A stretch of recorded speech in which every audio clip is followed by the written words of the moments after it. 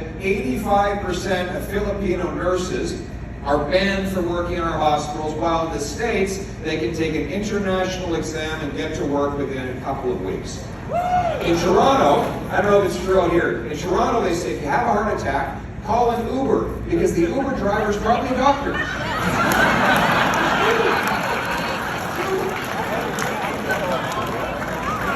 When I got my eyes zapped, my glasses fell off, I lost my glasses, I couldn't see anything, so I went and got my eyes zapped.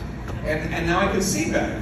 You know, I once was blind, but now I see. Amazing grace. And so, anyway, I'm talking to this guy, he's a technician. And he says, you know, I'm a technician in Ottawa.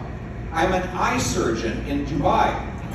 So he leaves his family behind to go and do eye surgeries in a more advanced country than Canada. Sorry, the Emirates is now more advanced than Canada. And they let him do eye surgeries there successfully, but in Canada he can only be a technician. Isn't this crazy while we have people waiting for surgeries? We're banning our own people from doing it because he's an immigrant? That's crazy.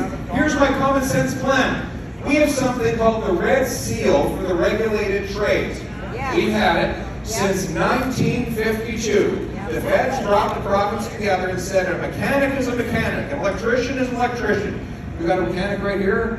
Red Seal Red mechanic. Seal mechanic. So we can work anywhere in Canada.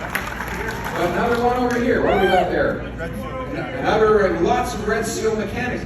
Now, these guys might not have had the chance to move from province to province were it not for the 70-year-old Red Seal program. I'm going to bring in a Blue Seal for the professions so that people trained abroad can take a test, prove they're qualified, get to work in our hospitals, serving our patients.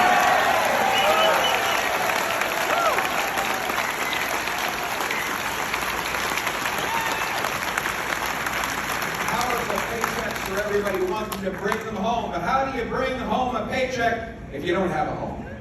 And there are a lot of people at home these days. After 8 years of Trudeau, housing costs have literally doubled. The rent has doubled, mortgage payments have doubled, they need a down payment to buy a home have doubled.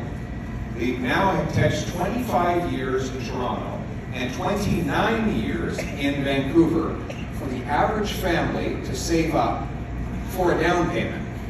Before Trudeau and the NDP, you would pay off a mortgage in that time. There are now people who do have mortgages. They got in when Trudeau was bragging that interest rates would always be low. They've now had to extend their amortization to as long as 90 years. That means if they gave their house and their mortgage to their kids, those kids would not be able to pay it off. And in fact, their grandkids might be the ones that ultimately pay it off. Household budgets, in this case, just like government budgets, don't balance themselves.